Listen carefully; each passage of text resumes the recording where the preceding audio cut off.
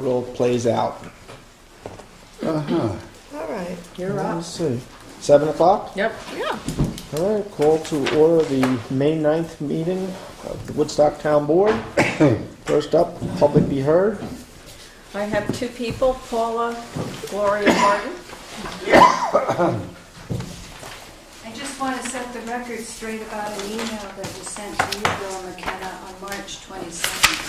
I have some problems with the email, so we're working on it with Jessica Kerr because I also cannot get a direct connection to info@woodstocktv.com. You sent it to, Woodstock.org. you sent it to me at Supervisor at Woodstock NY? Yeah, on the 22nd. So here it is.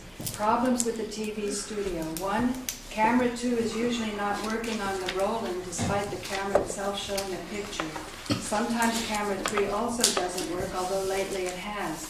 Without access to a full 3-camera shoot, the overall look is very amateurish unless we have a cameraman at each of the other 2 cameras to pull up the slack.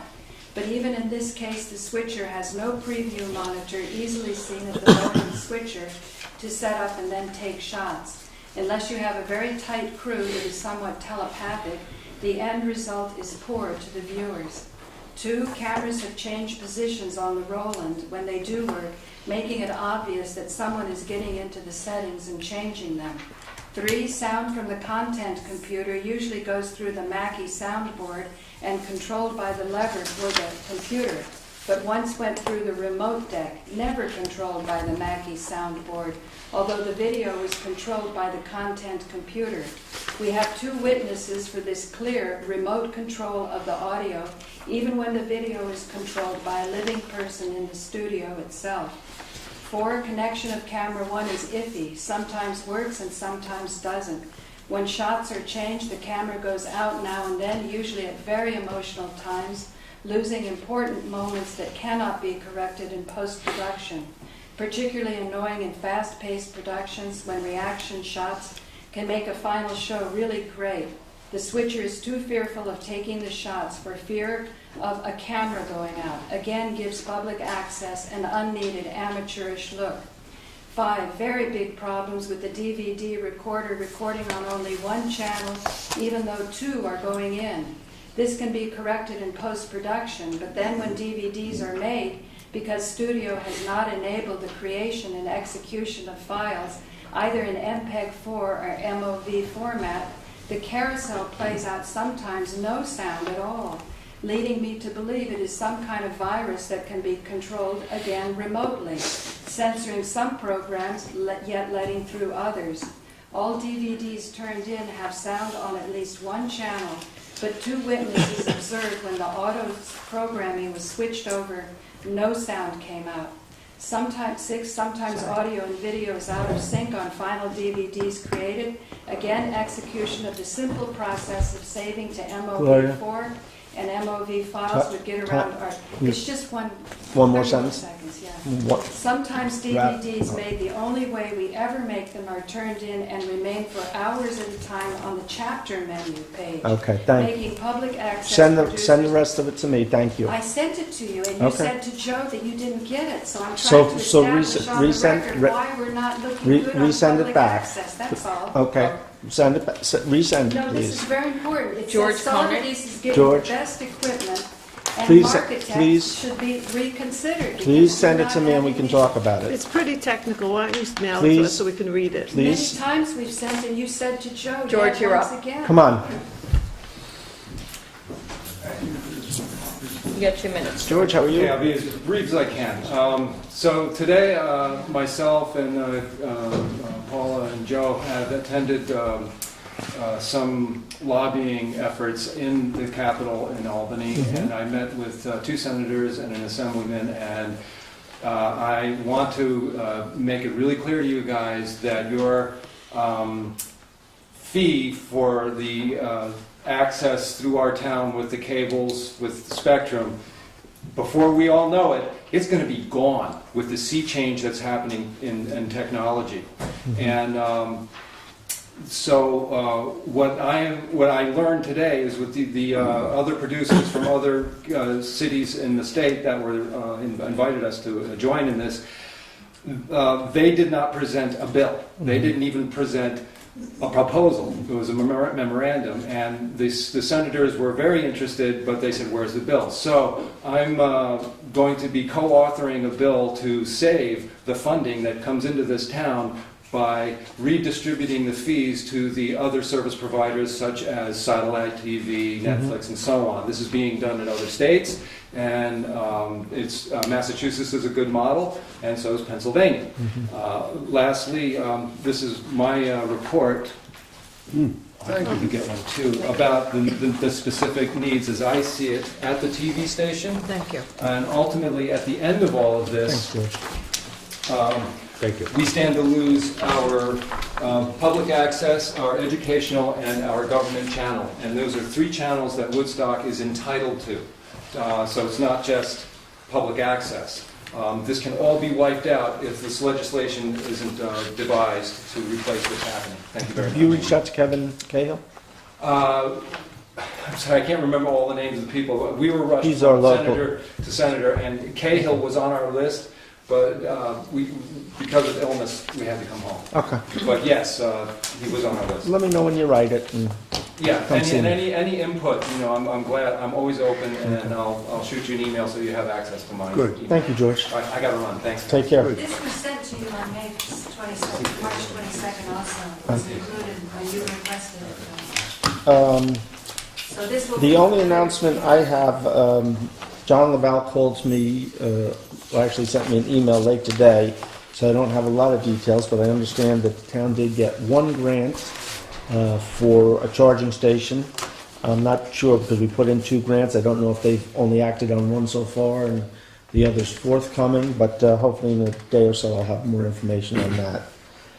Anybody else have any announcements? I got one brief one. The Woodstock Land Conservancy announced today that they received a grant from the Land Trust Alliance and the New York State Department of Environmental Conservation, DEC, for their initiative developing community-based strategies and actions to combat climate change. So congratulations to Yeah, them. good for them. Yeah. And, go ahead, Jay. I'll- Joe? I'm trying to think of the date. The library board's having an extra meeting this month to discuss the building plan. But, Paul, it's the same night as the comp plan meeting. So there'll be a little bit of a conflict there, but the library's meeting's at the community center at 6:30, and our meeting for the comp plan is here at 6:30. So Where's the board holding theirs at the library?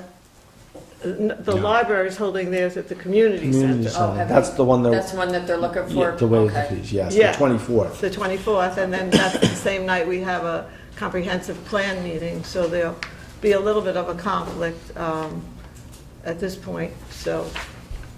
But people should be aware that they can attend the meeting on the 24th to see what the library is proposing now as far as a building plan. Thanks, Kathy. Jay, you had your hand up? You had your, Yeah, a couple, excuse me. A citizen of the town suggested to me that the website should indicate that people that are interested in finding the agenda should go to the calendar. I've never used the system.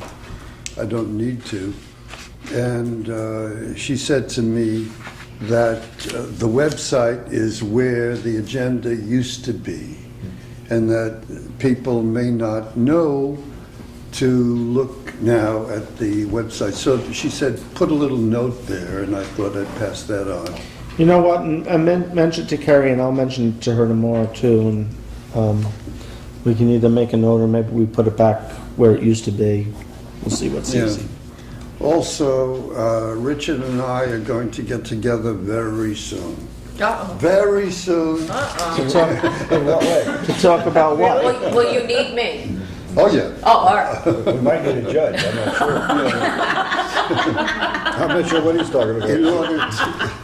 In order to develop the plan for dealing with the entrance of the, to the Como Drive. Well, Jay, I would just say the most critical part right now is as you come in Como Drive, the pier on the left is in, Terrible shape. trouble. I've been just saw that. measuring, And- I've been And measuring it. we have a plan, Mr. Hepner and Mr. Rose, I believe, have a plan that's been run by the Highway. Highway Department to rectify it. Yes, So we'd like to get that done soon. We don't have to have a finalization of whatever else we're going to do there. yeah. But as long as we're in agreement that that needs to be done, so. Yeah, right. And the other thing I'd like to mention is that I seem to remember that back at the election last year, that some Woodstockers were thinking that Mr. Faso was a more important choice than Ms. Teachout because he was more local. And I'm just wondering whether the Faso supporters are beginning to develop a different sense of borders. Perhaps we'll see next election. We had better. With that, I will turn the meeting over to the Ontario School Districts to talk about their proposed 2017-2018 budget.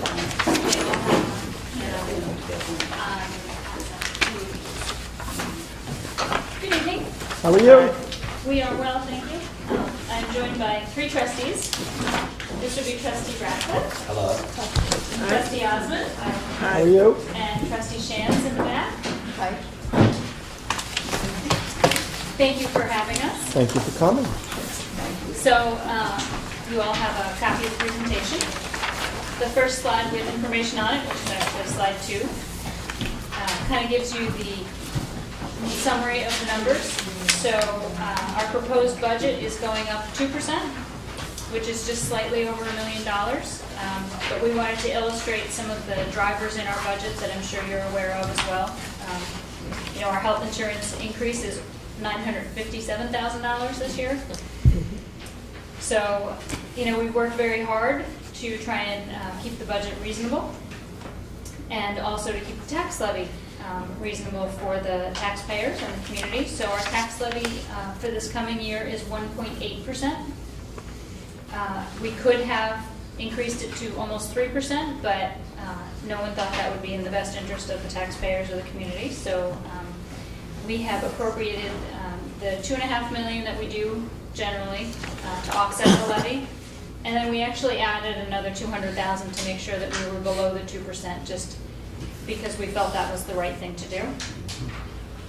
And you'll see in the appropriated fund balance section of this page, we also have started doing what we did for a few years, which is to appropriate some fund balance to do some smaller capital projects that we can handle during the year ourselves. Those will be done this year. To be done, when we talk about them, we'll talk about the timelines. And then we also thought that it was worth noting that this budget continues all of our existing programs. And actually brings back varsity football, Yay. Yeah. Oh, good. which will be a nice thing, and we will have a new scoreboard. Question, I'm happy to hear that. I knew you would be. I've already put the purchase order out. It's Thank ordered. you. doesn't have and your I'm name? not being a No. wise guy with this. Nope. Is your health insurance, will it be affected in any way by what the maniacs are doing in Washington? Not at this moment, but we never. But it could. You never can tell, but I don't believe there's any changes. that we've They've been talked notified. about hitting school districts at further, some other time, but not right now. When, Yeah. when do you lock your medical costs in? Our health insurance rates come out usually the end of March for July. Okay. So you've gotten your, Our rate, yes. our For the- rate for the increases. coming year. Yes. Yeah, okay. Our rate increase was almost 16%. yeah. That was close to It $1 was, million. That's yeah, crazy. It's too hot. it was really, really It's a killing, it's difficult. killing us all. But, when you look at the drivers for it, it's prescription drugs. We've had, for some reason, a lot of large claims we belong to a consortium that covers multiple counties, but there have been a lot of large claims, Right. prescription drugs, people going to the emergency room instead of an urgent care situation, which is more costly. So the health insurance company is actually looking to do an educational campaign on emergency room versus urgent care. They're trying to be proactive. They Right. have the video doctor Right. consultations. But, we are not alone in that. No, we're all in the same boat. No, and if they have their way, it's going to get much worse when people don't have health insurance, that's where they're going to go. Right. There is a difference between people, we don't have to go into it now, but there is a difference between emergency room care and, what you call it? And urgent care. Yeah. One is more expensive than the other, people don't realize it. Well, that's what you're saying, is that Yeah. the insurance company is going to try and educate. Yeah, but I think in general, the public Doesn't. entirely need to be educated. And they have recently restructured the co-pays as well, so that an emergency room visit is more expensive Than emergent than care. an urgent care Yeah. situation. Well, that's one to try way and to, encourage. that's one way Yeah. to encourage people to use Yeah. those. Okay, So- okay. So on the next slide, we have our budget by category, so that you can kind of see in a sense that makes sense to the regular person. You can see that instruction takes up fully half of our budget. And then on the opposite side, the largest slice of the pie would be personnel-related expenses, including health insurance. It also includes retirement system contribution, social security tax, that kind of expense. Debt service is under 3.5%, which I think, comparatively speaking, we have pretty low debt service compared to a lot of other school districts. Our transportation is just under 7.8% when we're covering over 280 square miles. That's kind of a necessary thing, because it doesn't really matter to us where the kids live. We have to go get them. Operation and maintenance is 5.6%, which is a little over $3 million. And then general support, which is kind of all the other overhead categories, is just over 3.5%. What, pray tell, is the pie up at the pie slice at noon on the chart? Does This it's one? the It's debt the service. debt That's the debt service, Jay. It just doesn't Oh, have an arrow. Yeah. It just doesn't have an arrow pointing Thank to you, it. I thought, Yep. I was confused by that. I'm sorry. No, That line somehow, please don't be sorry for my confusion. So when you say instruction is about half, that's salaries for teachers in particular? salaries and supplies and equipment and, all of the things that go with the teaching. Okay, I imagine the salaries is the big chunk. It is. It is. It's a big chunk. We have amazing staff members, and a lot of them have been with us for a long time. And basically, that's what we're in the business of. Sure. Teaching Well, absolutely. children, so you have to Absolutely. have the people to teach them and take care of them. Yeah. Okay. The next slide is the chart that the state requires us to provide. And so if you look at our detailed budget, it's about 12 pages long of line items. The state dictates which category each one of those line items goes into, so that when we run this type of a report, we don't have the option of determining how the categories fill out. But, so this is, with program being almost 85%, that is what you would want to see, and it's reflective of the prior chart. Administrative costs are under 7%, and capital is almost 8.5%. So, again, the lion's share of our expenses are where they belong. How does this compare to other school districts in the area and the state? I think we're all pretty Oh, similar, okay. just because of our structure. Right. So I'm going to give you these, if you could pass. I think I have just 3 for up here. I think there are from the audience as well. Yeah, happy to have Here, you. oh, you can take this. Thank you. So the capital projects that we are looking to accomplish, oh, there you go. Asking you should see. Exactly. The first one that we're talking about is the design and reconstruction of a chemistry lab. And these are photos of the existing lab, which is 1960s. It was vintage. good in 1960. You know what? It served its That was at your purpose. year? I was there. I think that's my station there. Kind of looked like my records room, didn't it? Yeah. I'm sure it was wonderful in its time. Where is the mad scientist? Oh, thank you. He stepped out.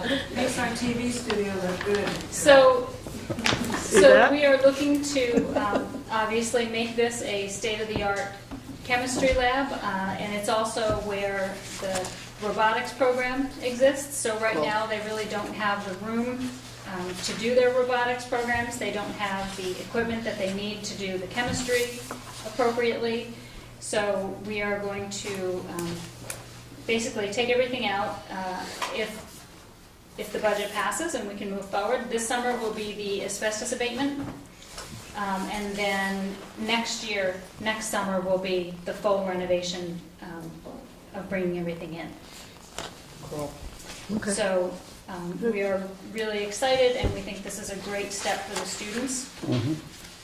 This is one of those labs that can be used to teach other sciences, but other rooms can't necessarily be used to teach chemistry, so this was the natural first choice. And then hopefully, as we move forward, we will be able to continue piecing off these projects and making it better for our students. So, and we've had a really great time working on the design. We've brought the science teachers down, and they've sat with the architects and really worked through different design options, and so it's really going to be functional. It's not just So the users were included in the conversation. exactly the teacher who actually uses it every day is going to get the room that is functional for the need. That makes sense. It does. It doesn't always happen that way. It doesn't. But we're very pleased that that's what's happening this time. And then we also have, as you can see, the design and implementation of a minor radon remediation up in the Phoenicia building. We tested all of our buildings and only found a small area in Phoenicia that we felt needed to be addressed, so that will also be taken care of. So the next slide talks about the impact of the contingent budget, which would be the case if the budget were defeated twice, if we would be forced onto a contingent budget. So the way the rules work now, you cannot increase your tax levy from the prior year when you're on a contingent budget. So that would require us to take out $730,000. One of the old rules that's still in place is that you cannot purchase equipment while you're on a contingent budget. We have $250,000 worth of equipment in our budget right now, so that would immediately be removed. So then we would still need to cut almost $500,000 from the budget. We have not had those detailed discussions yet. A lot of times when we talk about contingent budget, some of the things that come up in those discussions are the things that are easily removed without touching the inside of the classroom September to June. So while we would hate to see the Summer Skills Academy go, that would likely be something that we would discuss. Field trips, which really enrich our students and get them opportunities that they don't necessarily always have to go places and experience things, but that would be another over $100,000 that we could possibly cut. Even with those two, we would need to cut almost $300,000 more. So we hope we don't get into that place, but that's the reality of if we end up on a contingent budget. The other unfortunate item is listed on the bottom, and that is the rules say you cannot do capital projects that are funded through the general fund budget, so those would have to be put off. So did you explain, maybe I missed it, you did, what is a contingent budget again? If the budget is defeated by the voters twice. Ah. So if, not that I want to, knock on something here. Here. If we go down, if the budget were to be voted down in May, we have a second opportunity to present it to the voters in June, and then if it were to be voted down again, then we would be forced to. To the contingent budget, okay. And are you like writing letters to the Times or articles to explain, to get the word out of what the value is of the budget as is and what the problem would be if it were voted down? I'm not sure how you're communicating to the people. Probably after the first vote. Well, Yeah. we go to all as many town board meetings as we can. We go to all the PTA meetings. The newsletter that goes out. Yes, we have the newsletter that goes out to everyone. Every taxpayer receives it. The newsletter. Yes, the seniors as well. We've been to their meetings. Would you lose sports? I could only, in '69, we went on contingency. not be forced We to lost lose all sports. sports. No, we would, We'd have to look at everything. We'd have to look at everything, That but would not be forced. it's not a rule. it's not a rule, It's okay. not a rule. But when they cut $500,000, you might find it's Yeah, supposed to go no, I away. understand that. but, It would be very difficult discussions that we would have to have at that point. Sure. It seems to me to be very dangerous to consider not going ahead with the radon remediation. That's a matter of health. Well, to be really clear about it, it's one room that we feel needs to be addressed, another room that we're addressing just to be conservative. We could always entertain whether we were going to close that room for a year. We do agree with you that it is a matter of health, and that's why we did put it as one of the projects that is our focus. And it would be difficult to have to adhere to the state's education law that says because we're funding it through general fund, we can't do it. But we would not be allowed by law to actually remediate because of the way that the funding is taking place. So you're absolutely correct. It would be highly dangerous to continue. It's crazy. Get a better lawyer. Epidemiological studies show that cancer rates go down when the radon rates are high. We had a famous guy here in Pittsburgh talking about it. It's actually a think we're- question of the law that we would not be able to Right. to do that. And the idea of closing a room or two would be what we would have to discuss immediately. Well, let's hope on the 16th, people get out there and vote, and vote for the budget, because. I can't say vote for the budget, but please vote. Yeah, and remember, I can say I can't say that. You can say it. I can say vote for the budget. You can say whatever you want. the vote is at the schools, So not the firehouse. So the next slide. Yes, tell, Well, so yeah, the vote is at the schools, not the firehouse. It's Except for West Except for West Hurley Firehouse. West If you live Hurley in Firehouse. Woodstock, you will be voting at Woodstock Elementary from 2 to 9 p.m. on Tuesday, May 16th. okay. And it's the budget vote, and we also have 4 trustee seats that are up for election, and we have 4 candidates running. Okay, Yay. excellent. That's a And we good, have multiple incumbents and Great. a former Very good. trustee. Excellent. What's the school population looking like these days? We're a little over 1,300. 13? That's a little up, isn't it? there. There's welcome. We're kind of hovering around the same. I thought we were down in the 1200s not too long ago. No, not quite yet. Not yet. And what's the outlook for this next coming year? Incoming kindergarten, I think, is pretty much steady with the kindergarten that we had this year. So Okay. I think we're gonna maintain for a while, Okay. unless we can encourage people to join us in our beautiful district. You know, my boy is now graduated and very pleased with the education he got. I always commended you for maintaining the sports programs and the music programs and the arts, because it's just so important to have balance, and I think it really made him a better student. Yes. I also know that a couple of years ago there was talk about changing the school start, and I don't really have a dog in that fight much, other than I would just, have lots of conversation about it. I'm sure there's a way to do it and not disrupt the after-school programs, which are critical. Right, and I know Rondout and New Paltz are both having those conversations now. If you guys could all have it together, I mean, if Exactly. everybody does it, then it's a Exactly. no-brainer. I think that's the next Yeah. step, is for different, whether it's administrative, it's athletically, I think those are the larger conversations. Right. Yeah, because it does appear there are some real benefits to doing that. Mhm. So, anyway, board have any other questions? No, but thank you. Thank you. Thank you for Thank all you your so work. much. Question Yeah. from the audience? Yeah, well, I've got 2 questions. One is about football, the other is about the Lambs. You're introducing varsity football